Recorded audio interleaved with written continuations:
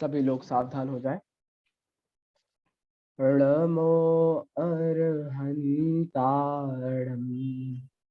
णमो सिद्धाणं णमो आयर्याणं णमो उवच्छायाणं णमो लोये सर्वसाहुणम्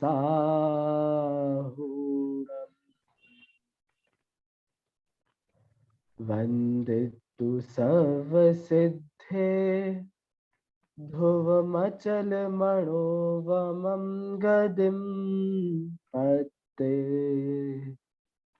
वोच्छामि समयपाहुड मृडमो सुद केवली भणिदम् एकः कर्ता चिदहमिह मे कर्म कोपादयोमि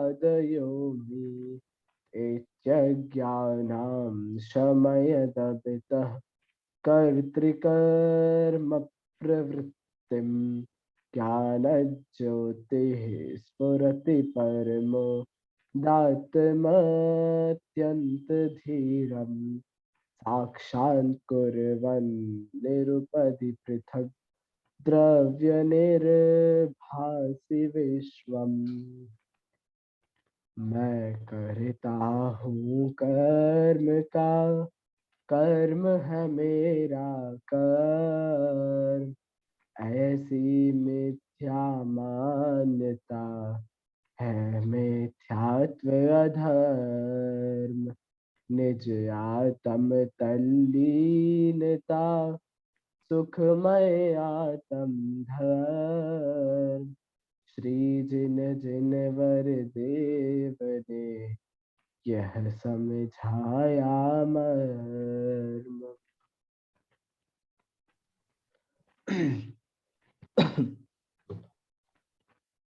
समय सार का कर्ता कर्म अधिकार चल रहा है और हम कलश नंबर 61 की चर्चा कर रहे थे। कल भी हमने बहुत चर्चा को आगे बढ़ाया।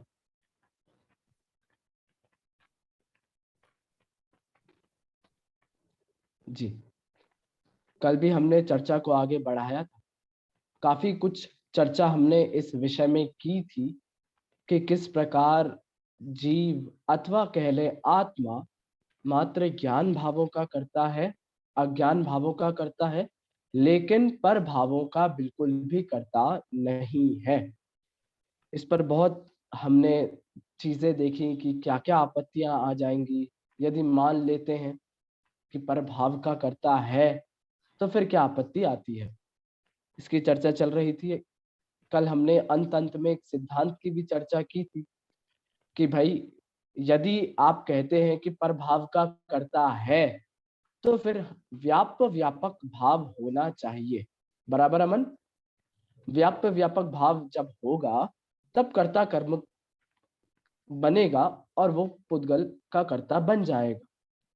तो हमने देखा था कि किस प्रकार जो आत्मा है वो पुद्गल के आदि मध्य और अंत में व्याप्ता नहीं है। जब आदि मध्य और अंत में हमने उदाहरण भी समझा था, जब आदि मध्य और अंत में नहीं रहेगा तो फिर वह कर्ता भी नहीं बन पाएगा। अब इसी चर्चा को हम थोड़ा और आगे बढ़ाते हैं। और क्या क्या आपत्तियां आ सकती हैं यदि मान लिया जाए कि आत्मा पुद्गल कर्म का, पुद्गल द्रव्य का करता है, तो और क्या क्या आपत्तियां आ सकती है। तो एक आपत्ति और हमारे सामने खड़ी हो सकती है। क्या आपत्ति? देखिए, यदि जीव को पुद्गल का कर्ता कहा जाए या जीव पुद्गल का कर्ता बनेगा, तो जीव को पुद्गल होना पड़ेगा। क्या बोला? जीव को पुद्गल होना पड़ेगा। देखिए, ये बात आचार्य कुंद कुंद अपनी मूल गाथाओं में लिखते हैं। कहाँ लिखते हैं? तो जीवा जीव अधिकार में गाथा नंबर 23 से 25, इन तीन गाथाओं में 23, 24 और 25, इन तीन गाथाओं में यही चर्चा बार बार कुंद कुंद आचार्य ने की कि यदि जीव को पुद्गल का कर्ता बनना है तो जीव को पुद्गल होना पड़ेगा। क्या कहा वहां पर? वहां पर आचार्य देव कह रहे हैं कि जीव का लक्षण तो कैसा है? उपयोग वाला है। जीव जानने देखने वाला है, जीव का लक्षण उपयोग है। और पुद्गल का लक्षण क्या है? पुद्गल जानता देखता नहीं है, उसमें ज्ञान दर्शन नहीं है। ये बात तो हमने सबने पढ़ी है बचपन में, बाल बोध में, बाल पोथी में भी पढ़ी है। आप सभी को पता है एक और पुस्तक होती थी बाल पोथी। वो बाल पोथी, जैसे स्कूल जाते हैं तब वहाँ नर्सरी क्लास होती है, वैसे ही हमारी नर्सरी की पुस्तकों का नाम था बाल पोथी। उस बाल पोथी की पुस्तक में भी हमने यही पढ़ा था कि मैं जीव हूँ, मुझ में ज्ञान है, मैं ज्ञान से जानता हूँ। और वहां शायद हाथी दिया था, हाथी अजीब है, हाथी का शरीर अजीब है, उसमें ज्ञान नहीं है, वो ज्ञान से जानता नहीं, हाथी का शरीर। तो इस प्रकार जीव का लक्षण, और कुंद कुंद आचार्य देव भी यही कहते हैं कि जीव का लक्षण तो उपयोग वाला है और पुद्गल का लक्षण अचेतनता है, अनुपयोग है। तो यदि जीव को पुद्गल का कर्ता बनना है तो जीव को भी पुद्गल बनना पड़ेगा और पुद्गल को भी जीव बनना पड़ेगा। तो क्या ये संभव है? तो वहां आचार्य देव सर्वज्ञ की साक्षी देते हैं। कहते हैं अज्ञान के कारण तो जीव ये कर्ता मानता है, परंतु सर्वज्ञ ऐसा कहते हैं कि यदि जीव पुद्गल बन जाए और पुद्गल जीव बन जाए तो कर्ता होगा, परंतु ये संभव नहीं है। तो जैसे न आचार्य इसी के आगे बात करते हैं और कहते हैं कि ये तो प्रत्यक्ष प्रमाण से बाधित है। यदि मुझे किसी पुद्गल का करना है तो जीव पुद्गल हो जाए, ये बात प्रत्यक्ष से बाधित है। प्रत्यक्ष प्रमाण में ही जब ये सिद्ध नहीं होता है, स्पष्ट देखा जाता है कि जीव, ज्ञान दर्शन रूपी चेतना रूपी जीव अलग है और स्पर्श रस गंध वर्ण वाला पुद्गल अलग है, तो इन दोनों को एक साथ कैसे मिला सकते हैं हम? अर्थात नहीं मिला सकते हैं। इस गाथा की यदि टीका पर अभी मैं पढ़ रहा था, पन्ने पलटा रहा था, तो इस गाथा की टीका में देखने पर बहुत सुंदर बात मुझे पता चली, बहुत ही सुंदर चीजें थी वहां। आचार्य अमृतचंद अपनी टीका में बड़ी कठोरता से ये बात कहते हैं। आप वहां शब्द पढ़ेंगे तो संस्कृत में लिखते हैं, हे दुरात्मन आत्मपंसन। आत्मपंसन मतलब आत्मा का घात करने वाला, नाश करने वाला। तो हे दुरात्मन आत्मपंसन जही ही, भाई छोड़ो, छोड़ो, क्या छोड़ो? आचार्य देव कहते हैं जानवर बनना छोड़ो। क्या कह रहे हैं आचार्य देव अविरल? जानवर बनना छोड़ो। भाई अमृत चंद्राचार्य ऐसा क्यों कह रहे हैं? हम कहाँ से जानवर हैं भाई? क्यों एकाग्र? हम घास थोड़ी ना खाते हैं। लेकिन आचार्य देव कहते हैं कि जिस प्रकार वह हाथी अनाज और घास को एक साथ मिलाकर खाता है और उनका स्वाद भी एक ही लेता है, उसको लगता है कितनी मीठी घास है, वो समझता ही नहीं है कि दो अलग अलग चीजें थी। और ऐसा ही काम हम भी करते हैं, वो हाथी के समान काम हम भी करते हैं। हाथी नहीं, सारे ही जानवरों के समान काम हम भी करते हैं। क्या करते हैं? हम जीव को पुद्गल के साथ मिलाकर उसका एक साथ स्वाद लेते हैं। आचार्य देव इसलिए कहते हैं, हे आत्मपंसन दुरात्मन जही ही, ऐसे स्वभाव को छोड़ो। तो आचार्य देव शुरू में तो इतनी कठोरता से बात करते हैं और अंत अंत में बहुत सुंदर प्यारी भरी पंक्तियों से कहते हैं कि भाई तू डर मत जा। शिष्य से कह रहे हैं मैंने तेरे को डांट दिया तो तू सुधर, बुरा मत लगा। तो आखिरी में कहते हैं कि अब शिष्य तू प्रसन्न हो जा। क्यों प्रसन्न हो जा? तुझे तेरे आत्मा की ख्याति का रास्ता मिल गया है, तुझे तेरे भिन्न स्वभाव का भेद विज्ञान का रास्ता दे दिया है मैंने। अब तू प्रसन्न हो जा, अब तो बढ़िया से बस आत्म स्वभाव की अनुभूति कर, पुद्गल को अपने से भिन्न रख, पुद्गल का कर्ता तू मत बन। ऐसा आचार्य देव कहते हैं, मूल शब्द है वहां प्रसन्न हो जा। और आत्म की ख्याति का मार्ग तुझे मिल गया है। बहुत सुंदर बात वहां आचार्य देव कह रहे हैं। तो अब चर्चा क्या चल रही थी कि यदि आत्मा को हम मानते हैं कि वो पुद्गल का कर्ता है, तो उसे पुद्गल बन जाना पड़ेगा। परंतु ऐसा प्रत्यक्ष से बाधित होने के कारण ये आत्मा परभाव का, पुद्गल का कर्ता नहीं होता है। बराबर। अब आगे चलते हैं, और क्या आपत्ति आ सकती है। दो आपत्तियों की चर्चा आप कर लिए हमने। पहली तो थी भाई, आदि मध्य अंत में यदि व्याप्त होता तो यह कर्ता कहलाता, लेकिन ऐसा नहीं है, इसलिए जीव पुद्गल का कर्ता नहीं है। दूसरी क्या बात हमने पढ़ी, दूसरी बात हमने देखी कि यदि आत्मा को पुद्गल का कर्ता कहेंगे तो आत्मा को खुद पुद्गल बनना पड़ेगा, परंतु ऐसा भी नहीं होता है, इसलिए आत्मा पुद्गल का कर्ता नहीं है। बराबर। अब और आगे चलते हैं, और क्या आपत्ति आ सकती है। तो देखिए, आचार्य देव कहते हैं कि तू जीव है ना, तुझ में ज्ञान है, वो पुद्गल बेचारा अजीब है, उसमें ज्ञान नहीं। तो तू ज्ञान वाला है तो ज्यादा होशियार बनता है। वो पुद्गल, उसमें ज्ञान नहीं है तो उसकी होशियारी कम है, अथवा बिना होशियारी का है, तो वो तो तेरे कार्य में कोई हस्तक्षेप नहीं करता और ना ऐसी बुद्धि रखता है। लेकिन तू ज्ञान वाला, होशियार है, इसलिए दूसरों के कार्य में हस्तक्षेप करता है। तब आचार्य देव कहते हैं कि यदि जीव अपनी पर्याय का भी कर्ता बने, अपनी ज्ञान और अज्ञान पर्याय का भी कर्ता बने, और पुद्गल की भी पर्याय का कर्ता बने, तो इससे तो दो क्रियाएं सिद्ध हो जाएंगी। कर्ता एक और क्रिया कितनी, दो। एक तो जीव की क्रिया और एक अजीव की क्रिया। तो दो क्रिया हो जाएंगी। तो 86 नंबर की गाथा में, इसी के पीछे हम पढ़ के आ चुके हैं, 86 नंबर की गाथा में आचार्य देव कहते हैं कि द्विक्रियावादी मिथ्या दृष्टि है। द्विक्रिया मतलब दो क्रियाएं। कौन कौन सी दो क्रियाएं, जीव की क्रिया और पुद्गल की क्रिया।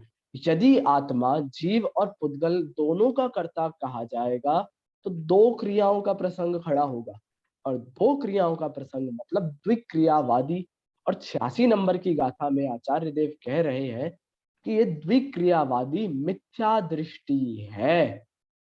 और एक आपको बात बताता हूं, यदि 85 नंबर की गाथा पर चलेंगे ना हम, एक गाथा ही पीछे, वहां आचार्य देव कहते हैं जिणाव मदम, कुंद कुंद आचार्य देव ने शब्द रखा, जिणाव मदम।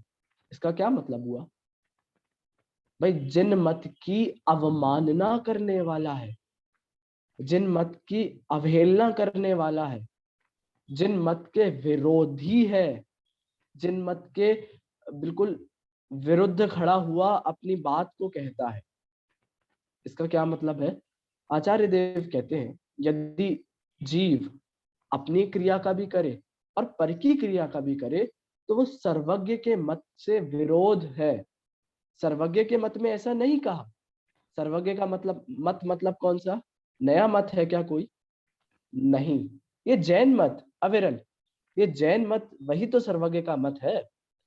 तो आचार्य देव सीधे शब्दों में कह रहे हैं यदि दोनों क्रियाओं का कर्ता जीव को बना दिया गया तो वो सर्वज्ञ के मत का विरोधी सिद्ध होगा, सर्वज्ञ के मत का शत्रु सिद्ध होगा।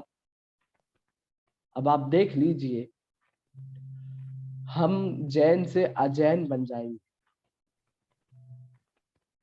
हम अपने ही घर से बाहर निकल जाएंगे, हमें निकाल दिया जाएगा, निकल नहीं जाएंगे, निकाल दिया जाएगा यदि मैं मानूंगा कि मैं पुद्गल द्रव्य का करता हूं। बराबर। अब सर्वज्ञ के मत से बाहर निकलने की बात छोटी नहीं है, बहुत बड़ी बात है। सर्वज्ञ के मत से बाहर निकलने की बात मतलब प्रत्येक कण स्वाधीन है इसका विरोध करना। सर्वज्ञ के मत से बाहर निकलने की बात अणु अणु स्वयं में लीन है इसका विरोध करना है। सर्वज्ञ के मत से बाहर निकलने की बात क्रमबद्ध पर्याय से विरोध करना है। अब आप देखिए, क्रमबद्ध पर्याय की भी ध्वनि हम यहाँ से पकड़ सकते हैं। ये जो कलश है ना, इतना सुंदर कलश है, 2 लाइन में इतनी सारी बातें कह दी आचार्य ने, अमृतचंद्र देव ने। कैसे कैसे क्रमबद्ध पर्याय की ध्वनि को हम यहाँ से पकड़ सकते हैं? देखिए, वहां पर कहा कि आत्मा ज्ञान भाव का भी करता है, आत्मा अज्ञान भाव का भी करता है, परंतु आत्मा पर भाव का करता नहीं है। और सर्व विशुद्ध ज्ञान अधिकार 309 से 311वीं गाथा तक, वहां पर एक टीका की पंक्ति आई, जीवो ही तावत। आप सब फर्स्ट ईयर में हैं और हम भी पढ़ चुके हैं क्रमबद्ध पर्याय पुस्तक में। जीवो ही तावत क्रम नियमित आत्म परिणामय रुत्पद्यमान जीव एव न अजीवः एवमपि अजीव क्रम नियमित आत्म परिणामय रुत्पद्यमानो अजीव न जीव। क्या मतलब है? जीव क्रम नियमित रूप से आत्म परिणामों को करता हुआ, आत्म परिणाम मतलब क्या? अपने खुद के परिणाम, खुद के परिणामों को करता हुआ जीव ही रहता है, अजीव नहीं हो जाता। तो इस बात से वो वाली बात भी सिद्ध हो गई कि जीव उपयोग लक्षण वाला वो पुद्गल नहीं बन जाता, और उपयोग पुद्गल और अनुपयोग लक्षण वाला पुद्गल, अचेतन पुद्गल, वो जीव नहीं बन जाता। तो जीवो ही तावत, जीव परिणमित होता हुआ जीव ही रहता है, और अजीव परिणमित होता हुआ अजीव ही रहता है, जीव नहीं हो जाता। देखिए, जीव अपने ज्ञान भाव, अपनी मर्यादा में रहकर परिणमित हो रहा है। इस कलश में क्या कहा? अज्ञान और ज्ञान को करता हुआ जीव परिणमित होता है। तो ये क्रमबद्ध पर्याय की ध्वनि हम यहां से भी पकड़े, संपूर्ण जनागम में है, तो हमें ये आना भी चाहिए कि कैसे। तो आत्मा ज्ञान भाव और अज्ञान भाव को करता हुआ परिणमित होता है, वो अज्ञानी नहीं, वो पुद्गल नहीं हो जाता। और पुद्गल भी ज्ञानावरणादिक द्रव्य कर्मों को करता है, तो वो जीव नहीं हो जाता। दोनों अपनी सीमा, लिमिट में रहकर परिणमन करते हैं। तो इस लिमिट का ही नाम क्या है? स्वद्रव्य, क्षेत्र, काल और भाव। तो प्रत्येक जीव, प्रत्येक पुद्गल दोनों जगह से अपनी सीमा में रहकर ही परिणमन करता है। तो यदि अब हम कहें कि जीव पुद्गल का करता है, ज्ञानी द्रव्य कर्म का करता है, तो उसे क्रमबद्ध पर्याय के सिद्धांत का उल्लंघन करना होगा। तो क्या यह संभव है? तो भाई ऐसा भी संभव नहीं है। तो अब 3 आपत्तियां आ गई, तीनों हमने देखी। पहली तो थी आदि मध्य अंत में व्याप्त होना, दूसरी हमने देखी थी कि जीव को पुद्गल होना पड़ेगा, और तीसरी हमने देखी कि द्विक्रियावादी मिथ्या दृष्टि कहलाएंगे। और भी कोई है क्या? और भी कोई दिक्कत है यदि कहें कि जीव पुद्गल का करता है? तो चलिए मान लिया कि जीव के निमित्त से पुद्गल ने कर्म किया, ठीक है, एकाग्र, जीव के निमित्त से पुद्गल का कार्य हुआ, मान लिया। तो फिर जीव का कार्य किसने किया? किसी दूसरे निमित्त ने किया। फिर उस निमित्त का कार्य किसने किया? तो किसी तीसरे निमित्त ने किया। तो तीसरे निमित्त का कार्य किसने किया? भाई चौथे निमित्त ने किया। कोई स्टेबिलिटी है? कोई रुकाव है? कोई कोई रोकने वाला है क्या? नहीं है। भाई मैंने गलती करी तो मैंने दूसरे को आरोप लगाया, दूसरे ने गलती करी, दूसरे ने तीसरे का आरोप लगाया, तीसरे ने चौथे का आरोप लगाया। तो यहाँ पर स्थिरता नहीं है, और न्याय में ऐसे दोष को अनवस्था दोष कहा जाता है। ठीक है।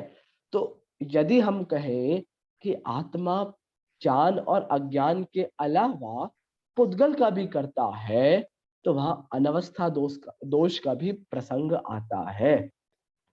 तो इस प्रकार आप देख सकते हैं कितने सारी आपत्तियां आ जाती हैं। मान्यता एक, परंतु उसको मानने से आपत्तियां अनेक। मान्यता तो सिर्फ इतनी थी कि हम मान लें कि जीव पुद्गल का करता है, लेकिन मानने पर भी कितनी सारी आपत्तियां खड़ी होती है, आचार्य देव स्पष्ट हमें कह रहे हैं। इसलिए ही इस कलश में एक और शब्द बहुत सुंदर रखा, क्वचित। आप देखेंगे अंतिम पाद में एक बहुत सुंदर शब्द रखा, वह अंतिम पाद का अंतिम शब्द है इस कलश का, क्वचित। क्वचित मतलब तीन काल में भी परभाव का कर्ता नहीं है। तो इस प्रकार इस कलश से सीधा सीधा यही अर्थ है कि आत्मा अपनी सीमा में रहता हुआ ज्ञान और अज्ञान भाव का करता है और परभाव का बिल्कुल भी करता नहीं है। तो एक बार इस छंद का पाठ करते हैं, श्लोक का पाठ करते हैं और इसका पद्यानुवाद पढ़ते हैं और फिर आज की चर्चा को हम समाप्त करते हैं। अज्ञानम ज्ञानमप्येवम् कुर्वन्नात्मानमञ्जसा स्यात् कर्तात्मात्मभावस्य परभावस्य न क्वचित् करे निजातम भाव ज्ञान और अज्ञानमय करे न पर के भाव ज्ञान स्वभावी आत्मा। देखिए, यहां तो इस कलश में ज्ञान और अज्ञान और आत्मा, सिर्फ इतना ही कहा कि आत्मा ज्ञान और अज्ञान का करता है। लेकिन यदि हम बनारसी दास जी के भावानुवाद पर भी दृष्टि डालेंगे तो वहां उन्होंने और थोड़ी स्पष्टता कर दी। बस 2 लाइन का ही भावानुवाद लिखा उन्होंने भी, लेकिन उनने और डिटेलिंग करी। क्या कहा कि ज्ञानी ज्ञान भाव को करता है और अज्ञानी अज्ञान भाव को करता है। देखिए वो भी एक बार पढ़ लेते हैं हम, अभी है समय 2-3 मिनट का। ज्ञान भाव ज्ञानी करे अज्ञानी अज्ञान दर्भ कर्म पुद्गल करे यह निश्चय परवान। क्या कहा? ज्ञान भाव ज्ञानी करे अज्ञानी अज्ञान। अब आचार्य अमृतचंद ने तो बिल्कुल एक सामान्य कथन किया कि आत्मा ज्ञान का भी करता है और अज्ञान का भी करता है, लेकिन बनारसी दास जी ने थोड़ा स्पष्ट कर दिया कि ज्ञानी आत्मा ज्ञान का करता है और अज्ञानी आत्मा, जिसे भेद विज्ञान नहीं है, ऐसा आत्मा अज्ञान का करता है। अच्छा, और परभाव का कर्ता कौन है फिर? तो आचार्य अमृतचंद ने कहा कि आत्मा परभाव का कर्ता नहीं है, लेकिन बनारसी दास जी इसे भी स्पष्ट करते हैं कि द्रव्य कर्म पुद्गल करे, कि द्रव्य कर्म को, परभाव को पुद्गल करता है। बराबर। तो यहाँ बनारसी दास जी ने ये भी थोड़ा थोड़ा हमें स्पष्ट करके बता दिया कि कौन किसका करता है। तो अशुद्ध निश्चय नय से अज्ञानी अज्ञान का करता है, शुद्ध निश्चय नय से जीव ज्ञानी मात्र ज्ञान का ही करता है। परंतु अब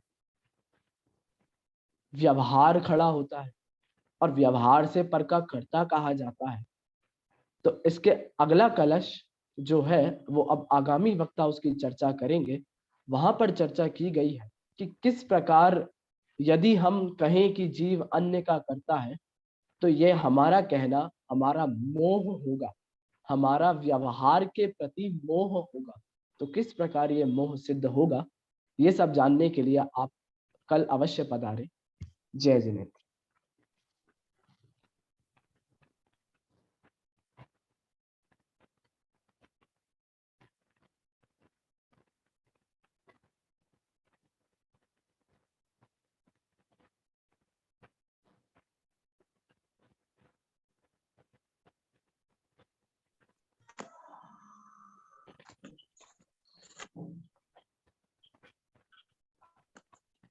हाँ भाई साहब जुड़े हैं, वे करेंगे टिप्पणी इसमें, है ना।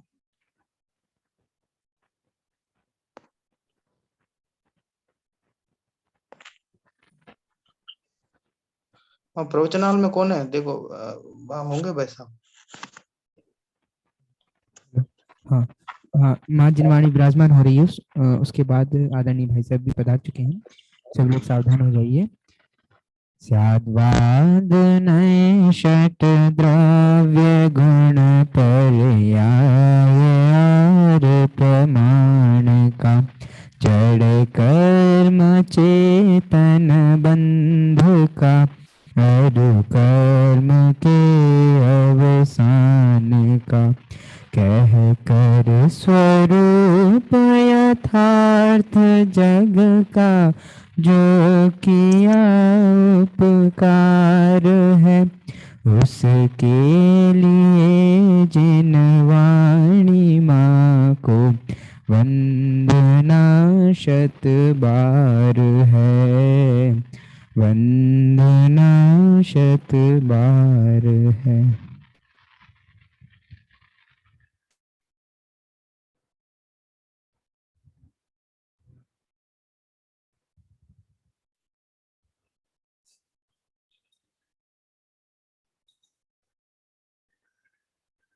राजेंद्र जी माइक नंबर कौन सा है?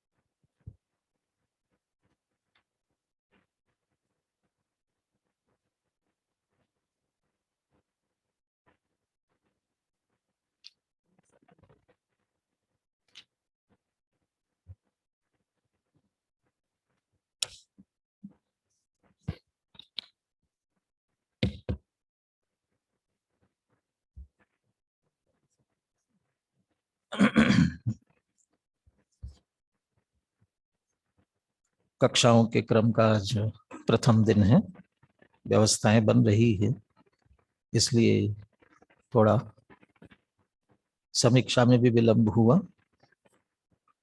अभी शाश्वत जैन भोपाल, इनको हम सुन रहे थे।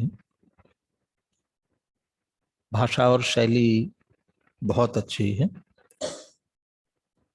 खास करके वक्ता को श्रोताओं से जुड़कर बात करनी चाहिए और वे बराबर श्रोताओं से जुड़ करके चर्चा कर रहे थे।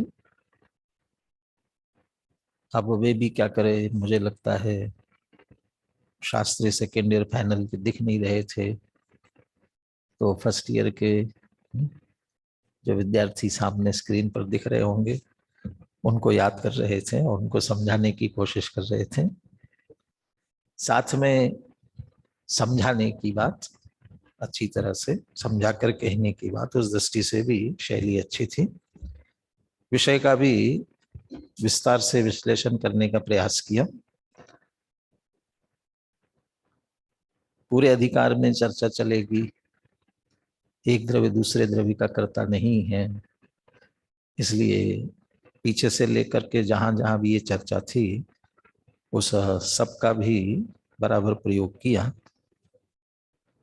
जीव जीव अधिकार की बात जब कर रहे थे ना, 23 से 25 गाथाओं की, तो वहां भी ये कह रहे थे, आचार्य ने कहा कि यदि तुम्हें पुद्गल का कर्ता बनना हो तो तुम्हें पुद्गल होना पड़ेगा। लेकिन आप ही कह रहे कि जीव जीव अधिकार है, कर्ता कर्म अधिकार नहीं है, तो फिर वहां कर्ता वाली बात क्यों करेंगे? और वो की भी नहीं है कर्ता वाली बात। वहां तो एकत्व ममत्व, जिसको स्वामित्व भी कहते हैं, स्वामित्व की बात है। तो वहां यही कहा कि यदि तुम्हें स्वामी बनना है, पुद्गल का स्वामी बनना है, तो तुम्हें पुद्गल होना पड़ेगा। वैसे ही कर्ता बनने के लिए भी पुद्गल बनना होगा, क्योंकि व्याप्य व्यापक भाव की चर्चा पीछे आपने की ही थी। बाल पोथी की भी बात याद की आपने। वहां हाथी नहीं कहा, सीधा शरीर ही कह दिया। मैं जीव हूँ, मुझ में ज्ञान है, मैं ज्ञान से जानता हूँ। शरीर अजीब है, उसमें ज्ञान नहीं है, वह ज्ञान से नहीं जानता। वो हाथी के शरीर वाली बात बालवोत पाठमाला के जीव अजीव वाले पाठ में पहले भाग में उसमें आई है।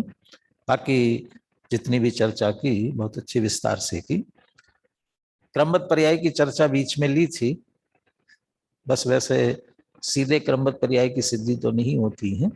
वहां तो जीव जीव ही, अजीव अजीव ही, इतनी बात ली गई। जीव जीव का ही रहेगा, अजीव अजीव का ही रहेगा। यहाँ भी अभी वहां तक नहीं पहुंचे हैं, क्योंकि अभी तो ये पर में ही अटका हुआ है। मैं पर का करता हूँ, पर के नहीं हूँ। जब वो इस बात में आएगा ना कि नहीं नहीं मैं अपना करता हूँ, दूसरे का तो नहीं करता ना, अपना करता हूँ। हाँ, अपना तो करते हो, लेकिन क्रम नियमित आत्म परिणाम ही, अपने भी जो क्रम से सहज हो रहे हैं उनके ही खो सकोगे करता। उसमें भी फेर फार आगे पीछे नहीं कर सकोगे। सहज क्रम नियमित है, उनके ही कर सकोगे, इतनी बात है। बाकी अच्छा विश्लेषण किया है। आज का पहला था, दूसरा था? अच्छा, दूसरा था। चलिए फिर पुनः सुनने का अवसर तो नहीं मिलेगा, लेकिन बहुत अच्छा है। इसी तरह से गहराई से अध्ययन मनन करें, और विषय जब समझा है तो इसी तरह भावपूर्वक समझाने की शैली भी बराबर रखे, तो आपके लिए भी उपयोगी रहेगा और आपके निमित्त से दूसरों के लिए भी निश्चित ही उपयोगी होगा।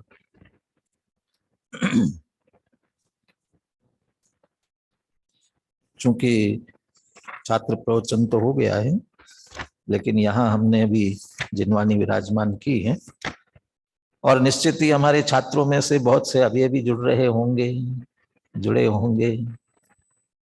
तो शुरू में मंगलाचरण हो गया होगा, तो पुनः एक बार मंगलाचरण करते हैं।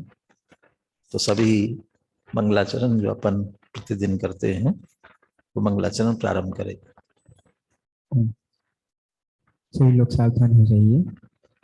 वंदितु सब सिद्धे ध्रुवमचल मणोवमं गदिं पत्ते वोच्छामि समय पाहुड मिळमो सुद केवली भणिदम् नमः समय साराय स्वानुभूत्या चकासते चित्स्वभावाय भावाय सर्वभावांतरच्छेदे। मैं करता हूँ कर्म का, कर्म है मेरा कर्म, ऐसी मिथ्या मान्यता है मिथ्यात्व अधर्म। निज आत्म तल्लीनता सुखमय आत्म धर्म। श्री जिन जिन वर देव ने यह समझाया मर्म। आचार्य कुंद कुंद देव विरचित समय सार परमागम कर्ता कर्म अधिकार।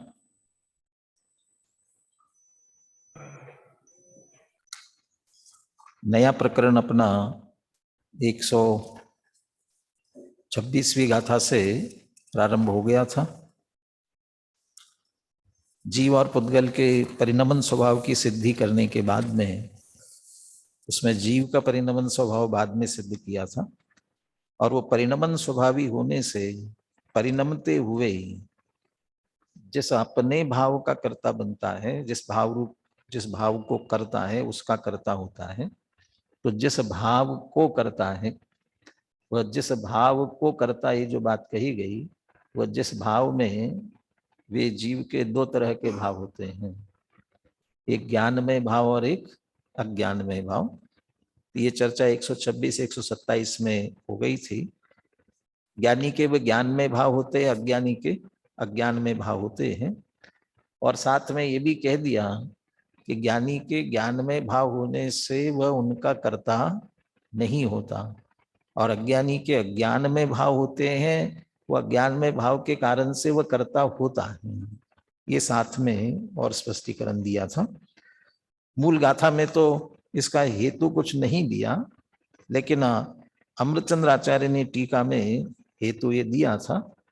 ज्ञानी को स्वपर का भेद विज्ञान बहुत अच्छी तरह से है, और उस स्वपर के भेद विज्ञान से उसे परद्रव्यों से भिन्न अपनी आत्म ख्याति अत्यंत उदित हुई है। यानी आत्मा श्रद्धा ज्ञान चारित्र में प्रसिद्ध हुआ है।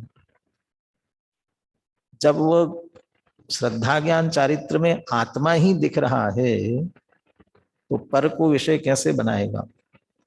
पर को विषय नहीं बनाता, इसलिए पर न मेरा है न मैं उसका स्वामी हूं, और उसी के साथ में मैं उसका कर्ता नहीं हूं। इसलिए ज्ञानी अपने उस ज्ञान में भाव से परिणमता है तो कर्ता नहीं बनता, और अज्ञानी इसके विपरीत स्वपर का भेद विज्ञान नहीं है, इसलिए आत्म ख्याति अस्त है, आत्मा प्रसिद्ध नहीं है। श्रद्धा ज्ञान चारित्र में तीनों में पर ही विषय बन रहा है, तो उसमें वो पर को अपना जानता है, अपना मानता है, उसी के अनुसार कर्ता भी बनता है। बनता है का वास्तव में वहां भी मानता ही है, वो उस भाव का वह कर्ता अज्ञानी होने के कारण से वे उसके अज्ञान में भाव और उस अज्ञान में भावों का वह कर्ता बनता है। जयचंद जी छाबड़ा का भावार्थ, गुरुदेव श्री का उद्धरण, ये सभी अपन ने पीछे पढ़ लिया था। अगली जो गाथाएं आ रही है 128 129, इनकी उत्थानिका पुनः अमृतचंद्र आचार्य कलश के रूप में लिख रहे हैं। 66वां कलश जो है वो आगे की गाथाओं की उत्थानिका है। अनुशीलन में इस कलश से पहले तो भूमिका दी है, उस भूमिका को पढ़ते हुए 66वें कलश की तरफ आगे बढ़ते हैं अपन।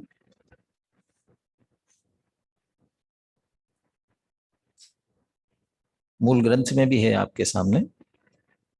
पिछली गाथाओं के विषय की उपसंहार की पंक्तियां हैं। इस प्रकार इन गाथाओं में यह स्पष्ट किया गया कि ज्ञानी आत्मा अपने ज्ञान भावों का कर्ता होता है और अज्ञानी अज्ञान भावों का कर्ता होता है। ज्ञानी ज्ञान भावों का कर्ता होता है, इसी में बात सम्मिलित हो गई कि वह पर का कर्ता नहीं होता, कर्तृत्व का अहंकार उसे नहीं होता है। इन गाथाओं के बाद जो कलश आता है उसमें यह प्रश्न उठाया गया है कि अज्ञानी अज्ञान भावों का ही और ज्ञानी आत्मा ज्ञान भावों का ही कर्ता क्यों होता है। इस प्रश्न का उत्तर आगामी गाथाओं में दिया जाएगा। इस कलश तो उनके उत्थानिका स्वरूप है।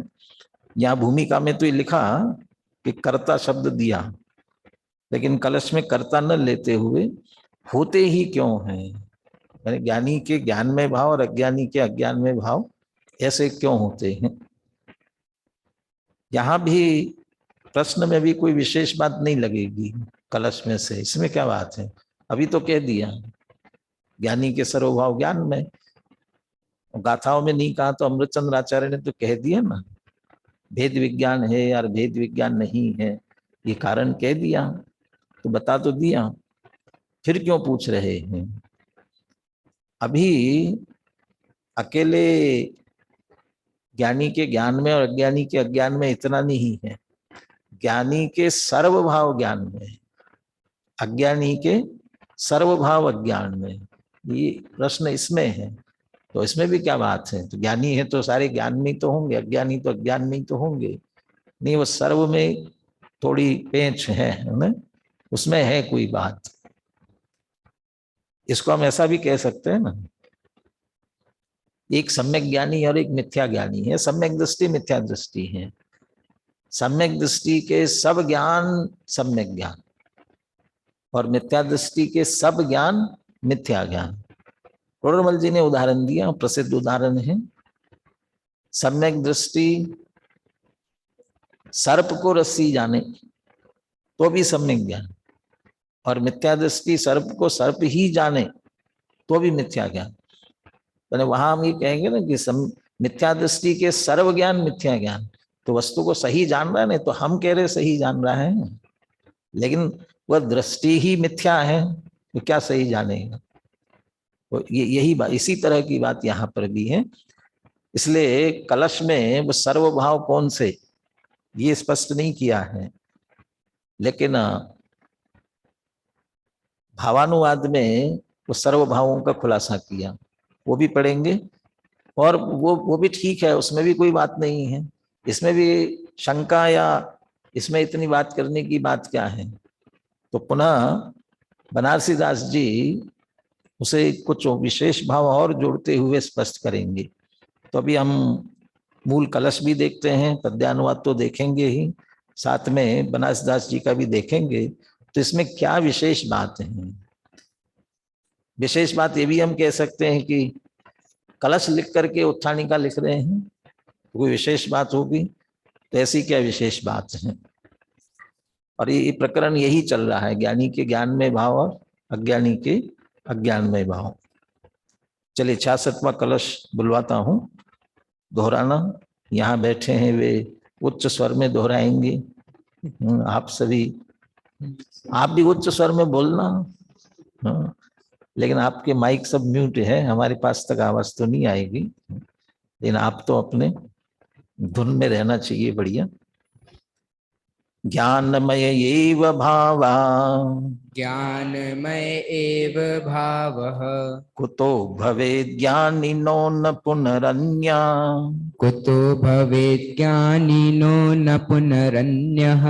अज्ञानमया सर्वा, अज्ञानमयः सर्वः, कुतोऽयमज्ञानिनो नान्या। कुतोऽयमज्ञानिनो नान्यः।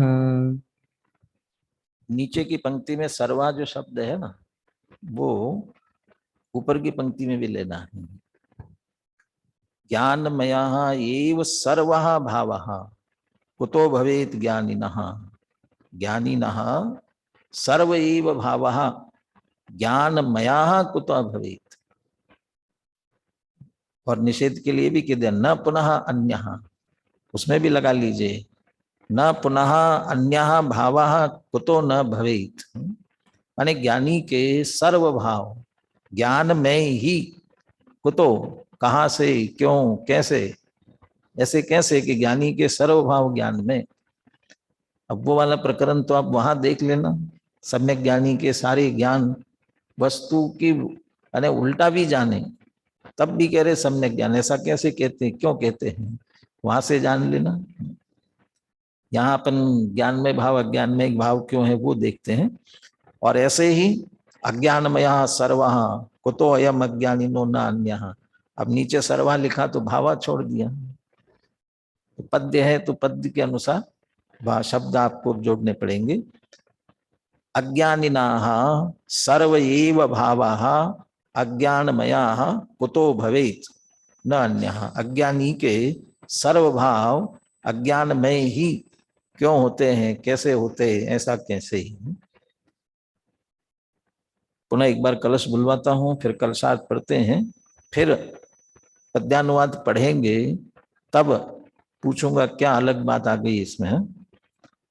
ज्ञानमय एव भावा, ज्ञानमय एव भावः, कुतो भवेत् ज्ञानिनो न पुनरन्यः। कुतो भवेत् ज्ञानिनो न पुनरन्यः। अज्ञानमया सर्वः अज्ञानमयः सर्वः कुतोऽयमज्ञानिनो नान्यः। कुतोऽयमज्ञानिनो नान्यः। देखिए श्लोकार्थ नीचे। यहाँ प्रश्न यह है कि कुतो करके पूछ रहे हैं ना, इसलिए प्रश्न ही है। यहाँ प्रश्न यह है कि ज्ञानी को ज्ञान में भाव ही क्यों होते हैं, उसके अज्ञान में भाव क्यों नहीं होते। इसी प्रकार अज्ञानी के सभी भाव अज्ञान में क्यों होते हैं, उसके ज्ञान में भाव क्यों नहीं होते। अब बोलिए श्लोक और पद्यानुवाद बोलिए। ज्ञानमय एव भावः कुतो भवेत् ज्ञानिनो न पुनरन्यः। अज्ञानमयः सर्वः कुतोऽयमज्ञानिनो नान्यः। ज्ञानी के सब भाव शुभाशुभ ज्ञानमयी है। अज्ञानी के वही भाव अज्ञानमयी है। और ज्ञानी और अज्ञानी में यह अंतर क्यों है, तथा शुभाशुभ भावों में भी अंतर क्यों है। क्या विशेष बात आ गई मूल कलश से और पद्यानुवाद में। सर्व भाव, सर्व भाव माने कौन से भाव। सर्व शुभाशुभ भाव माने शुभ हो चाहे अशुभ हो, और ये दोनों के लिए है। अज्ञानी के, भाई ज्ञानी के शुभ भाव तो बहुत अच्छे बहुत बढ़िया है, लेकिन यदि अशुभ होंगे तो यदि वे भी अज्ञान में हैं। और दूसरी तरफ ज्ञानी के ये शुभ भाव तो भी अच्छे होने चाहिए उसके, तो उसको भी अज्ञान में कह रहे हैं। और अशुभ तो अज्ञान में है ही, अशुभ को माने शुभाशुभ दोनों ही अज्ञान में कैसे। अभी तो ये और अच्छी तरह से बात कदाचित ख्याल में न आए, शुभाशुभ भाव इसमें क्या बात है। अगला जो कलश है 67वां, उसकी पांडे राजमल जी की टीका, वे उसमें कौन से शुभ भाव कौन से अशुभ भाव, ज्ञानी के शुभ भाव कौन से, अज्ञानी के शुभ भाव कौन से। अज्ञानी के शुभ भावों में श्रद्धा ज्ञान चारित्र सबके संदर्भ में शुभ भाव लेंगे, यहाँ तक कि शास्त्रों का अध्ययन करना विचार करना, वो सभी इस तरह के शुभ भाव भी वस्तु स्वरूप का भी विचार कर रहा हो। लेकिन यदि मिथ्या दृष्टि अज्ञानी है तो उसका वो सब अज्ञान में है। और दूसरी तरफ सम्यक दृष्टि ज्ञानी है और वह 5 इंद्रिय विषय और कषाय में लगा हुआ है, वह शुभ भाव विषय कषाय में लगा हुआ है, तब भी वह भाव ज्ञान में है उसके। ये कैसे। चलो अभी इतनी बात तो ठीक है, अभी भी क्या बात है, ठीक है भैया ज्ञानी है तो उसके सब ज्ञान में कह रहे, अज्ञानी है तो अज्ञान में कह रहे हैं, लेकिन उसका फल भी क्या होता है, उसके आधार से इस भाव को थोड़ा और विशेष माने ये कहा ना, ज्ञानी अज्ञानी में यह अंतर क्यों है। ये प्रश्न में ये है कि ऐसा अंतर क्यों आया दोनों के बीच में, सभी के ज्ञान में और अज्ञानी के अज्ञान में, कुतः ये अंतर क्यों आया इसका। ज्ञानी के ज्ञान भाव शुभाशुभ, पांडे राजमल जी यहाँ तक कहेंगे परिणाम एक से क्रिया एक सी, फिर एक को ज्ञान में एक को परिणाम भी क्रिया भी, और फिर भी ज्ञान में अज्ञान में क्यों कहते हो। उनने तो कहा कि एक का द्रव्य शुद्धत्व रूप परिणमा है, एक का द्रव्य अशुद्धत्व रूप परिणमा है, ये हेतु दिया। इन टीका के साथ आगे पढ़ेंगे तो बात वहां स्पष्ट हो जाएगी। बनारस दास जी का छंद भी पढ़िए इसका। ज्ञानवंत को भोग निर्जरा हेतु है, अज्ञानी को भोग बंध फल देतु है। यह अचरज की बात ही नहीं आवही, पूछे को शिष्य गुरु समझावही। कौन सा अधिकार चल रहा है? कर्ता कर्म अधिकार। लेकिन निर्जरा की बात लेकर के आए हैं। जो पहली पंक्ति इसमें कही ना, ज्ञानवंत को भोग निर्जरा हेतु है, ये निर्जरा अधिकार का विषय है। ज्ञानी के भोग निर्जरा के लिए होते हैं और अज्ञानी को बंद फल देते हैं। भोग कह रहे थे शुभ भाव में इतना ख्याल में नहीं आएगा, इसलिए वो अशुभ भाव और उसमें भोग पकड़ा। वो बना, मैंने कहा ना, पांडे राजमल जी आगे शब्द लेंगे, उसमें विषयाभिलाषा, विषय कषाय, उसमें से विषय के लिए विषयाभिलाषा, विषयाभिलाषा के परिणाम और क्रिया वो सब एक सी। तो ज्ञानी को यदि विषय की अभिलाषा है और वो विषय भोग रहा है तो उसके तो निर्जरा, और यदि अज्ञानी करे तो बंध का कारण है। लोक में भी कहा जाता है ना, समरथ को नहीं दोष गुसाई, या बड़े लोगों को कोई दोष नहीं लगता है, बड़ों के लिए सब छूट है, जो सब नियम लगते हैं सब छोटों के लिए लगते हैं। ऐसे भैया वे तो ज्ञानी हैं, उनके लिए तो सब छूट है, कुछ भी करें, अज्ञानी को नहीं है। तो ऐसा क्यों है? वो कह रहे नहीं नहीं, ऐसी बात छोटी मोटी बात नहीं है, इसके पीछे कुछ हेतु है, बिना हेतु के ये बात नहीं है। माने ये तो है ही कि यदि ज्ञानवंत के भोग यहाँ लेना है शुभाशुभ भाव, किसी प्रकार के भी भाव होवे उसके शुभाशुभ भाव, ज्ञानी है तो शुद्ध भाव तो है उसके, शुद्ध भाव के लिए तो प्रश्न करने का प्रश्न ही नहीं भैया, उसके शुद्ध भाव है तो शुद्ध भावों से तो निर्जरा होनी है, उसकी बात नहीं है। लेकिन भूमिका अनुसार शुभाशुभ भी है उसके, तो जो शुभाशुभ है उनसे तो बंद होना चाहिए कि नहीं, उसके भी, उससे भी निर्जरा होती है। और वो अज्ञानी बहुत प्रयास कर रहा है, उसमें अच्छे अच्छे भाव कर रहा है, अशुभ से तो बंद हो तो ठीक है, लेकिन शुभ कर रहा है, शुभ में भी पूजा पाठ इसी की बात नहीं है, स्वाध्याय कर रहा है, आत्मा का चिंतन मनन कर रहा है, इतना कर रहा है, तब तो उसे निर्जरा होनी चाहिए कि नहीं, बंद फल देतु है। अभी कोई बात बहुत चली बीच में, पुण्य, पुण्य की निर्जरा नहीं होती है, पुण्य की निर्जरा नहीं की जाती है, पाप की निर्जरा होती है, पुण्य की निर्जरा नहीं होती है। पुण्य की निर्जरा तो नहीं होती है, लेकिन बंद होता है तो अज्ञानी जो पुण्य भाव कर रहा है वो बंद दे रहा है, लेकिन जो आत्मा का चिंतन मनन कर रहा है उससे वो तो अच्छे है ना, तो वो भी बंद, तो उससे तो निर्जरा होती होगी ना, कि तो वो ज्ञान की ही परिणाम है, तो वह भी बंद ही देगा। पुण्य का बंद कदाचित होवे, लेकिन वो बंद के लिए ही कारण बनता है।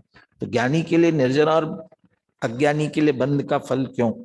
अचरज की बात वो बनेगा ना, इसलिए यहाँ अचरज इतना नहीं लगेगा, परिणाम एक सी, क्रिया एक सी, फिर भी या ये फल में अंतर ऐसा कैसे आया, ये आश्चर्य की बात है। कह रहे हमारी तो हृदय में नहीं आती, समझ में नहीं आती है। पूछे को वो शिष्य, ऐसा कोई शिष्य पूछता है, गुरु समझा वही, गुरु समझाते हैं।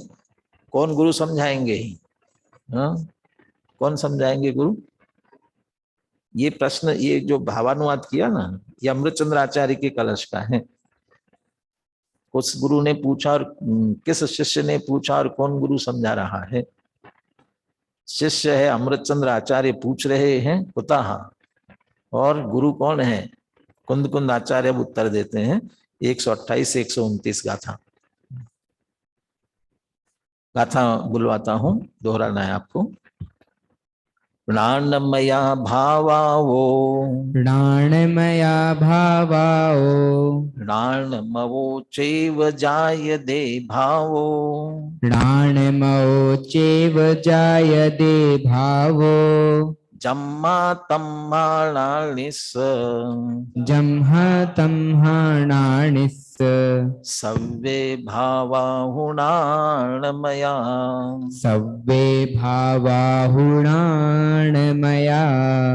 अन्नान्मया भावा अन्नान्मया भावा अन्नानो चैव जायते भावो अन्नानो चैव जायते भावो जम्मा तम्मा भावा जम्हा तम्हा भावा अन्नान्मयाणानिस् अन्नान्मया अणानिस्स। गाथा में भी कोई विशेष बात नहीं है, बात को एक तरह से दोहराया ही गया है। और टीका में भी कोई बात नहीं है, टीका में भी उसको इसी तरह से दोहराया गया है।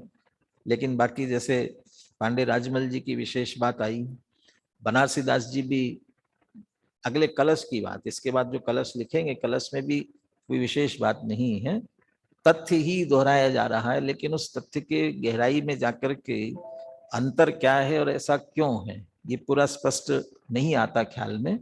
है अंतर, हमारे ख्याल में नहीं आएगा उनको सीधे पढ़ने से, लेकिन बहुत अच्छा अपने लिए अवसर है कि ये सारा स्पष्टीकरण हो गया है हमारे पास। उसके बाद के सभी आचार्यों का, विद्वानों का इसके संदर्भ में जो स्पष्टीकरण है वो हमारे पास उपलब्ध है। वो तो ठीक है, वो यहाँ वहाँ उपलब्ध होगा, लेकिन अनुशीलन में वो सब यथास्थान अपने दिया हुआ है, तो उससे सारी बात सहज ही स्पष्ट होती चली जाएगी। इसलिए आसानी से अभी थोड़ा समय लगेगा, लेकिन इस विषय को अपन पूरा करने का प्रयास करेंगे। थोड़ा धैर्य रखना। 128-29 है ना। हाँ, मैं इसलिए ग्रंथ ले लिया क्योंकि टीका लेनी है। टीका बहुत सरल है, इसकी संस्कृत व्याख्या जैसी ही की गई है। अभी तो अपन गाथा देख रहे हैं। नानमया भावावो, ज्ञान में भाव में से, भावावो संस्कृत में इसकी छाया क्या हो जाएगी, भावात। भावात माने कौन सी विभक्ति, पंचमी, और पंचमी माने अपादान, आधार ही एक तरह से, माने उसमें से। यदि ज्ञान में भाव आधार की, हेतु भी कह सकते हो, हेतु अर्थ है पंचमी। ज्ञान में भाव हेतु के रूप में है, यदि कारण के रूप में है, तो उसमें से जो भाव होंगे वो क्या होने वाले हैं, नानमो चैव जायते भावो, ज्ञान में ही भाव होंगे। जम्मा तम्मा नानिस्स सव्वे भावाहु नानमया, चूंकि वो ज्ञानमय भाव में से ज्ञान में ही होते हैं और वो ज्ञानी है, तो उसके ज्ञान में ही भाव होने। जम्मा चूंकि ज्ञानमय भाव, जम्मा ऊपर लगेगा, जम्मा नानमया भावाओ नानमो चैव जायते भाव। जम्मा यस्मात् चूंकि ज्ञानमय भाव में से ज्ञानमय भाव ही होते हैं, तम्हा इसलिए, नानिस्स सव्वे भावाहु नानमया, ज्ञानी के सर्व भाव ज्ञान में ही होते हैं। अन्नान्मया भावा, अन्नानो चैव जायते भावो। ये अनेक गाथाएं ऐसे मिला सकते हैं जो एक दूसरे के विरुद्ध होंगे, बिल्कुल मिलती जुलती। यहाँ भी बिल्कुल जम्मा तम्मा भावा, जम्मा चूंकि अन्नान्मया भावा, अज्ञानमय भाव में से, अन्नानो चैव जायते, अज्ञान में भाव ही होते हैं, तम्हा इसलिए, भावा अन्नान्मया अनानिस, अज्ञानी के सर्व भाव अज्ञान में होते हैं। ट्रेन में सफर करते करते अनेकों बार कभी कभी बहुत बढ़िया सुगंधी आती है, और कभी कभी बहुत दुर्गंधी आती है। क्या समझ लेते हैं अपन कि अभी ट्रेन कहाँ से गुजर रही है। बहुत जगहों पर ये फैक्ट्रियां होती है ना, शुगर फैक्ट्रियां भी होती है, और भी आपकी फर्टिलाइजर की होती है। शुगर की फैक्ट्रियों में भी बहुत सड़ता गलता रहता है, और फर्टिलाइजर भी बनते हैं, तो वहां से हवा आएगी तो बहुत दुर्गंध आती है। और कहीं बढ़िया जंगल में ऐसे या उपवन से कहीं से जा रही हो, जहाँ फूल बहुत खिल रहे हों, वहां से जा रही हो, तो बढ़िया वहां की सुगंधी आती है। तो ऐसा क्यों? हवा जिस पर से होकर के आएगी वैसी तो हवा आएगी, उसके साथ में गंध उसी तरह से आएगी।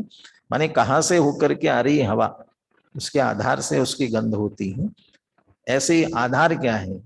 ज्ञानी है, ज्ञान में भाव है, उसमें से जो भी भाव होते हैं वे सर्व ज्ञान में ही होते हैं। और ज्ञानी है, अज्ञान में भाव अंदर है, उसमें से जितने होंगे सभी अज्ञान में ही भाव होते हैं। पुनः गाथा बुलवाते हैं। नाणमया भावावो, नाणमया भावाओ, नाणमवो चैव जायते भावो, नाणमो चेव जायते भावो, जम्हा तम्हाणानिस्स, जम्हा तम्हाणानिस्, सव्वे भावाहुणाणमया, सव्वे भावाहुणाणमया, अन्नाणमया भावा, अन्नाणमया भावा, अन्नाणो चैव जायते भावो, अन्नाणो चेव जायते भावो, जम्हा तम्हा भावा, जम्हा तम्हा भावा, अन्नाणमया अणानिस्स, अन्नाणमया अणानिस्। गाथार्थ पढ़ते हैं। चूंकि ज्ञान में भाव में से ज्ञान में भाव ही उत्पन्न होता है, इसलिए ज्ञानियों के समस्त भाव ज्ञान में ही होते हैं। चूंकि अज्ञान में भाव में से अज्ञान में भाव ही उत्पन्न होते हैं, इसलिए अज्ञानियों के सभी भाव अज्ञान में ही होते हैं। बोलिए दोनों गाथाएं और पद्यानुवाद।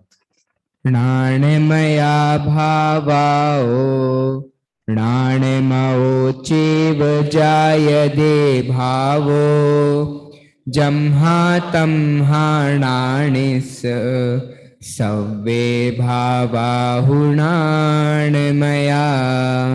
अन्नाणमया भावा, अन्नाणो चेव जायते भावो, जम्हा तम्हा भावा, अन्नाणमया अणानिस्। ज्ञानमय परिणाम से परिणाम हो सब ज्ञानमय, बस इसलिए सद्ज्ञानियों के भाव हो असद्ज्ञानमय। अज्ञानमय परिणाम से परिणाम हो अज्ञानमय, बस इसलिए अज्ञानियों के भाव हो अज्ञानमय। देखिए टीका बहुत सरल है। यतो ही अज्ञानमयात् भावात् यह कश्चनापि भावो भवति स सर्वोपि अज्ञानमयत्वम् अनतिवर्तमानः अज्ञानमयः एव स्यात्। यतो ही चूंकि अज्ञानमयात् भावात्, अज्ञानमय यदि भाव है तो उससे, अब यहाँ ये शब्द जरूर लिखे, यह कश्चनापि भाव, जो कोई भाव होगा। अब वो तो अच्छा बुरा तो हम कह रहे हैं, अच्छा है बुरा है, लेकिन वो जो जिस तरह का जो कोई भी भाव है, वो सारे भाव स सर्वोपि अज्ञानमयत्वम अनतिवर्तमानः, अज्ञान में पने का उल्लंघन न करने से, अज्ञान में पने का उल्लंघन न करने से, अज्ञानमयत्वम अनतिवर्तमानः, अज्ञान में पने का उल्लंघन नहीं करने से, अज्ञानमय एव स्यात्, अज्ञानमय ही होते हैं। तथा सर्वे एव अज्ञानमया अज्ञानिनो भावा, इसलिए अज्ञानी के सर्व भाव अज्ञान में होते हैं। बस यहाँ एक इतनी सी बात कही कि अज्ञान में पने का उल्लंघन नहीं करते, इतनी सी नई बात कही, बाकी और कोई नई बात इसमें नहीं आई। उसी तरह ज्ञानी के लिए इतना जरूर कह सकते हैं कि दोनों गाथाएं एक साथ है ना। कुंद कुंद आचार्य ने ज्ञान में पने की बात पहले ली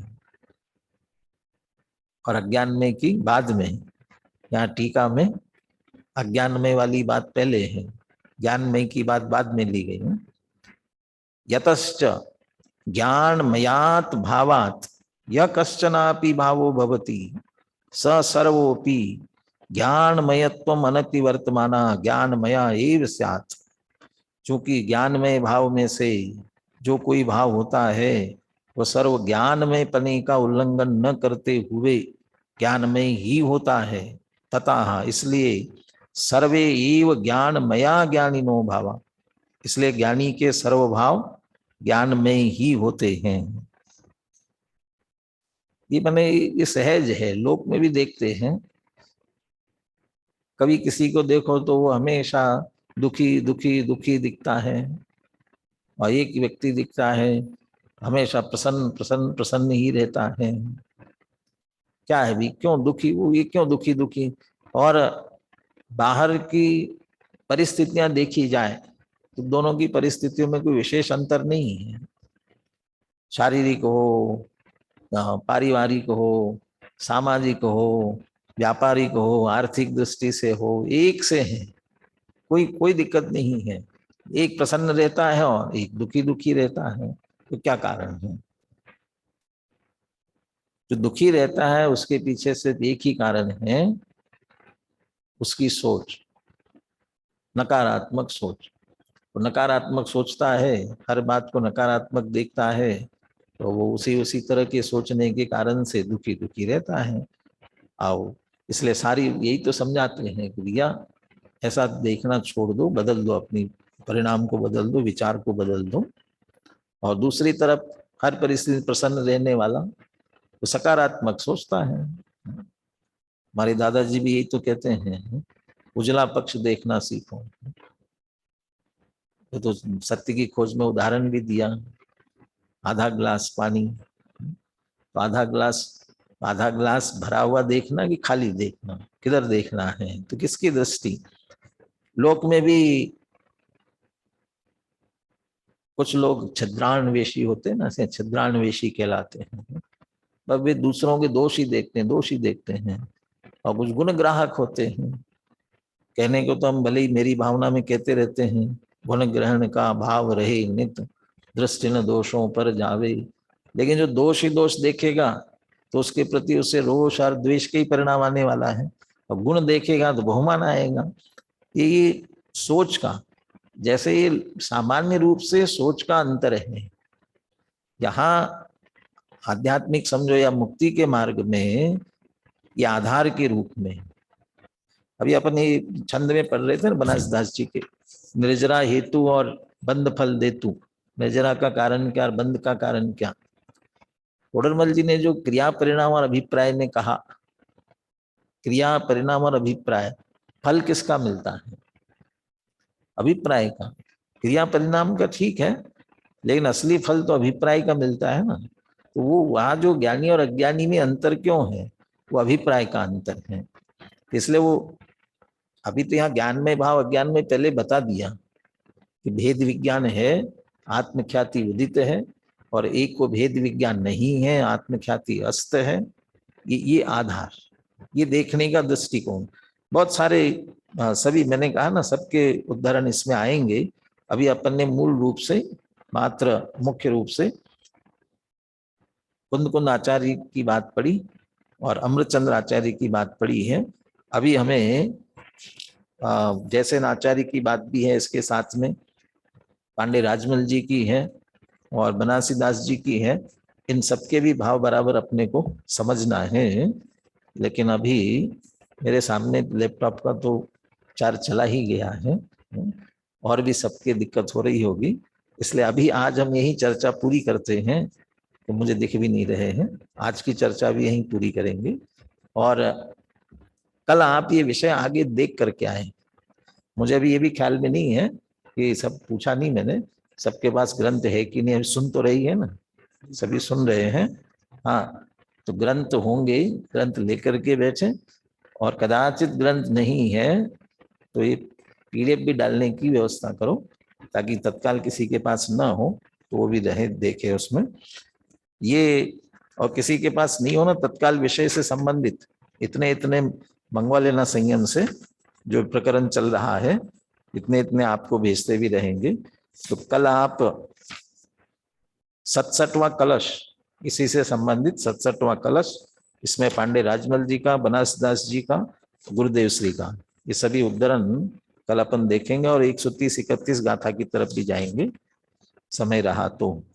इसलिए आज की चर्चा अपन अभी यही कर रहे हैं, और आज के प्रकरण के अनुसार हमें भी ज्ञान में भाव अज्ञान में भाव क्यों समझाना चाहते हैं? अज्ञानपना छोड़ करके ज्ञानमय पने की तरफ आने के लिए। क्या दिक्कत है? ज्ञानी बने रहे तो क्या दिक्कत है?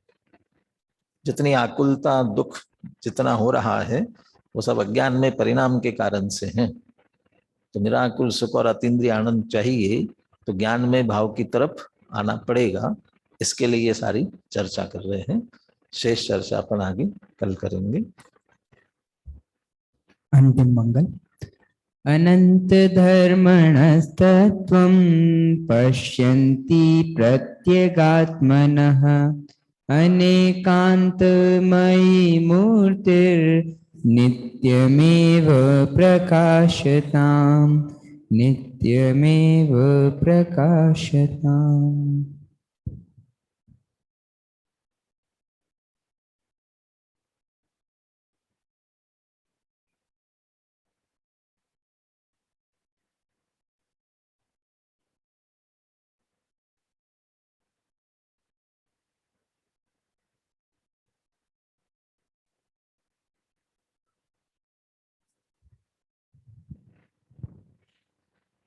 बोलिए द्वादशांगमय जिनवाणी माता की जय हो। महान जैन धर्म की जय।